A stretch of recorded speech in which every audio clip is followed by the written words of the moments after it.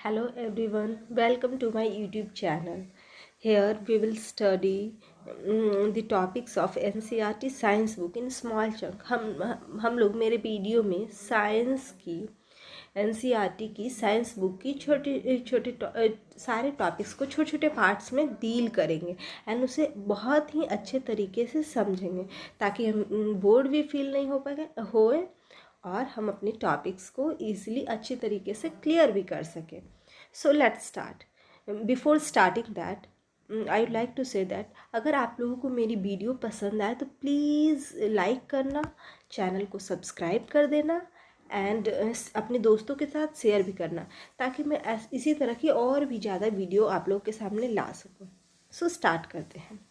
So today's topic is refraction of light. आज के हमारे टॉपिक्स है refraction of light.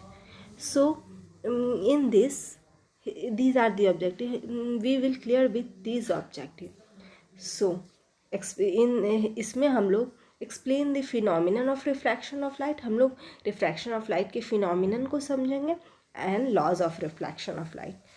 This is the just basic introduction of refraction of light so that you all can understand the concept of refraction of light, and in next video we will discuss the details of the refraction of light. So let's start.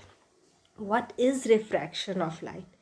Refraction सब लोगों ने अपने books में science में आप लोगों ने topic सुना होगा refraction of light. So refraction क्या है? रिफ्लेक्शन तो सब लोग जानते होंगे, but refraction. So refraction of light is the phenomenon of change in path of light when it passes through one medium to another medium. जब भी लाइट एक मीडियम से दूसरे मीडियम में आती है तो उसके पाथ में कुछ चेंजेस आते हैं जिसे हम लोग रिफ्रैक्शन ऑफ लाइट कहते हैं. आप इस इमेज में देख सकते हो ग्लास में पेंसिल डाला हुआ है. तो यहाँ पे अगर आप नोटिस करो तो पेंसिल जो है वो एक पॉइंट से ब्रोकन टूटी हुई फील हो रही है. क्यों?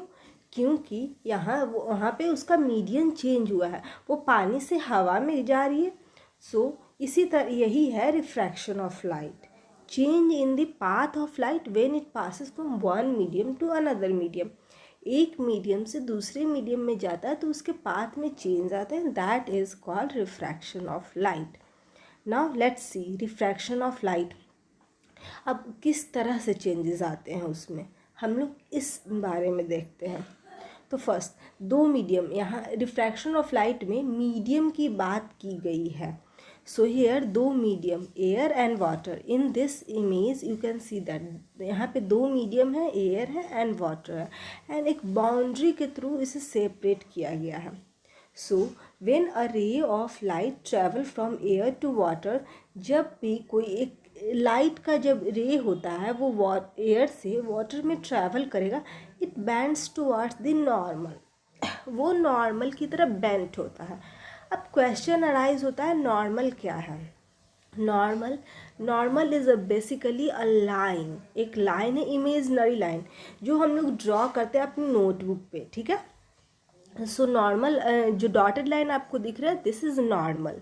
सो incident ray when a ray of light come from air and it inter into the water. जैसे ही वो वाटर में इंटर करेगी तो वो थोड़ा सा नॉर्मल के साइड बेंट हो जाएगी. ठीक है, नॉर्मल के साइड बेंट हो जाएगी. Here θ1 is the angle of incident and θ2 is the angle of refraction, I and R. Clear? So this is the first condition of refraction of light. Refraction कैसे होता है? रिफ्रैक्शन मतलब change in path of light. So जब भी एक रे of light एक medium से दूसरे मीडियम में जाएगी, इसके पाथ में चेंज आएगा. तो this we call refraction of light. Now come to the refraction of light in second case. Now in there we have seen that जब एयर से वाटर में आती है तो चेंज नॉर्मल के साइड थोड़ी डेविएट होती है. व्हाट अबाउट जब water to air, when the ray of light travel from water to air, water से एयर में जाएगी तो क्या होगा? तो इस कंडीशन में जो है लाइट जो है ना नॉर्मल से दूर हो जाएगी. वहाँ पे पास आती थी, यहाँ पे दूर हो जाएगी. So when a ray of light passes through water to air, it goes away from the normal. It bends away from the normal. Normal से दूर हो जाएगी. Here also angle I is the angle of incident theta 1 and r is the theta 2, that is angle of refraction. Now here, so इन दोनों image से हमें क्या समझ में आया? Light travel with different velocity in different. जब भी किसी के भी पाथ में चेंज होता है, इट मीन्स दैट वहाँ पे वेलोसिटीज, उसकी लाइट की स्पीड चेंज होती है, वेलोसिटी चेंज होती है. So light travel with different velocities in different media. Air is a media, water is a media, glass is a media. Every different media में light की different speed होती है. So the velocity of light in air, तो सबसे ज़्यादा जो उसकी speed होती है किस में होती है? एयर में. Then velocity of light in water, उसके बाद उसकी स्पीड वाटर में होती है. देन उसकी स्पीड ग्लास में होती है. So the medium in which the ray of light move slower is called denser medium. And there we have discussed about the two medium, that is rarer and denser medium. So जिस medium में speed of light धीरे जाती है, that is called denser medium. And जिस medium में speed of light तेज़ी से जाती है, उसे हम लोग रेयरर मीडियम कहते हैं. तो अब आप लोग सोचोगे हमें कैसे पता चलेगा कि किस मीडियम में स्पीड ऑफ लाइट तेज है एंड किस मीडियम में स्पीड ऑफ लाइट स्लोअर है? हम तो देख नहीं सकते. यस, हम लोग उसके मीडियम को उसकी लाइट को, उनकी स्पीड को मेज़र नहीं कर सकते, बट हम इस बात से कंडीशन से अंदाज़ा लगा सकते हैं कि जब स्पीड एयर से वाटर में आती है तो क्या होती है? वो थोड़ी नॉर्मल के साइड बेंट हो जाती है. इट मीन्स दैट उसकी स्पीड जो होती है कम हो जाती है, इसलिए थोड़ी सिकुड़ जाती है. एंड जब वो वाटर से एयर में जाती है तो वो नॉर्मल से रिलैक्स हो जाती है. इट मीन्स दैट फ्री हो जाती है एंड ईजिली मूव करती है. So in this way we can say that. So water is a optically denser medium than air, and air is optically rarer medium than water. So, and one condition also, refraction of light. But हमने तो देखा कि angle से, किसी एक angle से जब एक मीडियम से दूसरे मीडियम में लाइट आती है तब वह रिफ्रैक्ट करती है नॉर्मल के साइड या फिर नॉर्मल से दूर.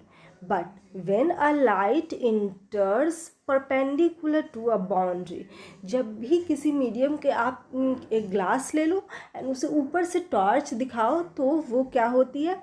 वो उस मीडियम में परपेंडिकुलर सीधा जाती है विदाउट एनी डेविएशन, उसमें कोई डेविएशन नहीं होता है. So this is the third condition of refraction of light. मतलब 90 डिग्री के एंगल से जब भी किसी मीडियम पे अगर आप लाइट को फॉल करवाओ तो वहाँ पे उसमें कोई चेंजेस नहीं आएगा. ठीक है. So now on all three criteria, इन तीनों क्राइटेरिया के बेसिस पे we will see the laws of refraction of light. Refraction के लॉज का डेरिवेशन हुआ है. तो रिफ्रैक्शन की लॉज क्या है? First law is that incident ray, refracted ray and normal to the interference of two transparent media at a point of incident all lies in the same plane. एक ही plane में तीनों lies होता है. In this picture आप देख सकते हो incoming light, that is incident ray, refracted light and normal dotted line. All three lies in a same picture, एक ही पिक्चर में होता है.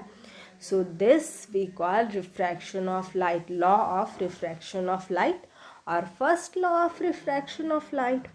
Now the second law is based on the angle, angle पे depend करता है.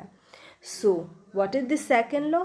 The ratio of sine of angle of incident to the sine of angle of refraction is constant. मतलब theta 1 angle I sin I by sin R is equal to constant. This is also called Snell's law. इस refraction के second law को Snell's law भी कहते हैं। So these are the two laws of refraction.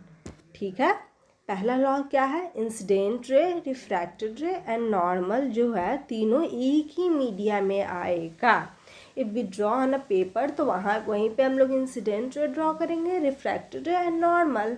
And second law, sine i by sine r is equal to constant, means दोनों की ratio जो होगी वो कॉन्स्टेंट होगी।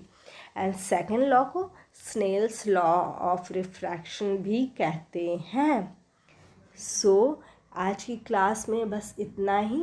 Thank you for listening and please अगर आपको वीडियो पसंद आए तो इसे लाइक करना, सब्सक्राइब करना मत भूलना एंड प्लीज़ अपने दोस्तों के साथ ज़्यादा से ज़्यादा शेयर करना ताकि मैं और भी ज़्यादा आप लोग के एनसीईआरटी के कॉन्सेप्ट को अच्छी तरह से क्लियर कर सकूं।